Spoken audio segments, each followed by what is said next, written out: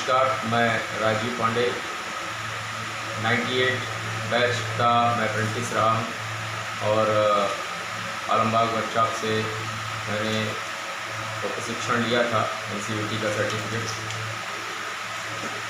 मित्रों, मुझे आपसे इस विषय में आज चर्चा करने का मौका मिला है। मैं आपको ये बीती बातों पर कुछ अपने संस्मरण ज़रूर सुनाना चाहूँगा। सर्वप्रथम तो मैं ये बताना चाहूँगा कि जिस समय हम लोगों ने अप्रेंटिस की थी उस समय हालात ऐसे थे जब ये मालूम था कि इस अप्रेंटिस का कोई भविष्य है या नहीं, ये तय था उस समय, क्योंकि उस समय भी हमसे पहले के बहुत सारे सीनियर बैच बैठे हुए थे, प्रतीक्षारत थे और लगातार लड़ाई की एक मुहिम छेड़ चुके थे। हम लोग उस काल के अप्रेंटिस हैं जब ये मालूम था कि दूर दूर तक अंधकार है और उन परिस्थितियों में हम लोगों ने अप्रेंटिस की और अप्रेंटिस करने के बाद तुरंत अपने वरिष्ठ साथी थे उनके साथ उस अधिकार की लड़ाई में, उस मुहिम में शामिल हो गए और उस मुहिम को पराकाष्ठा तक ले जाने का सभी अप्रेंटिस साथियों ने काम किया।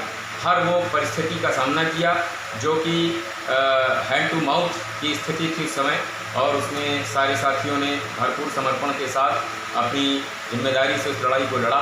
और मुझे याद है कि कोई भी ऐसा उस दौर का रेल मंत्री नहीं थे, उस दौर का कोई भी ऐसा CRP नहीं थे, उस दौर के कोई ऐसे अधिकारी नहीं थे जिनसे हम लोगों ने अपने हक की बात और अपनी इच्छा शक्ति जाहिर न की हो और उनके साथ संवाद न किया हो। और कोई भी ऐसा तरीका नहीं था, इंक्लूडिंग कि उस जब आपके पास पॉकेट मनी का भी दौर था कि संकट में थी, तो उस काल में भी लोगों ने कंट्रीब्यूट करके यात्राओं में भूखे रह करके जैसे तैसे भी लखनऊ से दिल्ली के बीच की उस अपनी अधिकार की लड़ाई को जारी रखा और अत्यंत विषम परिस्थितियों में हमने उस अधिकार को आखिरकार नॉर्दर्न रेलवे मेंस यूनियन और AIRF के आज महामहिम जनरल सेक्रेटरी आदरणीय श्री शिवपाल मिश्र जी के साथ उनके स्नेह से हम लोगों ने उस लड़ाई को जीतने का और अधिकार पाने का काम किया। और मैं आपसे पुनः एक बात कहूँगा कि नॉर्दर्न रेलवे मेंस यूनियन या AIRF का इतिहास हमेशा से अचीवमेंट कर रहा है और विश्वास रखिए आप उस झंडे पर, अपनी शक्ति पर और अपने समूह को एकत्रित रखिए। ये कतई ना हो कि आज परिस्थितियों में लोग टूट जाएँ, तो केवल आप उस पर नियंत्रण रखिए, एकता बनाए रखिए।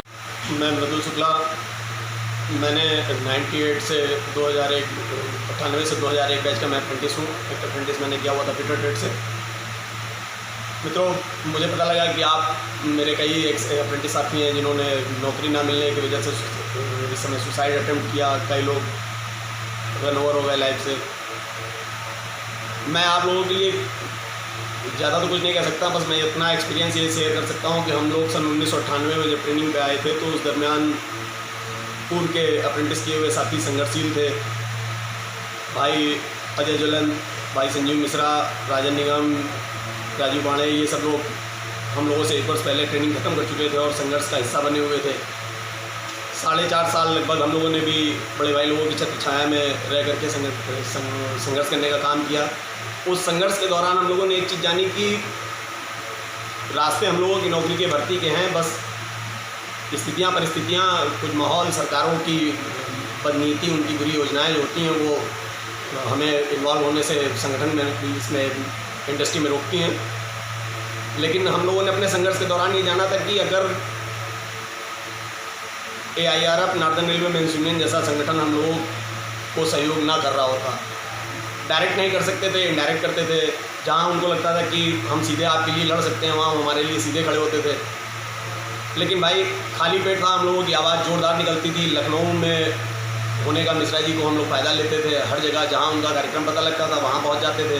कोई अफसर लखनऊ आता, मालूम चलता था कि GM है या कोई और आला अधिकारी आ रहे हैं, तो हम लोगों को इन्हीं लोगों के मार्फत संदेश सूचनाएं मिलती थी और हम लोग अपना मेमोरेंडम लेकर के और अपनी जायज़ मांगों को लेकर के प्रदर्शन करने का काम करते थे। लेकिन भाई कभी हौसला नहीं तोड़ा, क्योंकि रामचरित मानस में एक गोस्वामी बाबा लिख करके गए हैं, बड़े भाग मानुष तन पावा, 84 लाख योनियों के बाद ये इंसान का शरीर मिला है। हम लोगों ने मैथिली शरण जी को पढ़ा हुआ है, न रहो न निराश करो मन को, कुछ काम करो कुछ काम करो। भाई केवल बात सही है कि जिस समय इंटर आपने पास किया था उस समय लाइफ में नई दिशा निर्धारित करने का टाइम होता है। ये 18 से 21 साल की उम्र जो होती है हमारी, जो हमने रेल में लोहा घुटने में दी।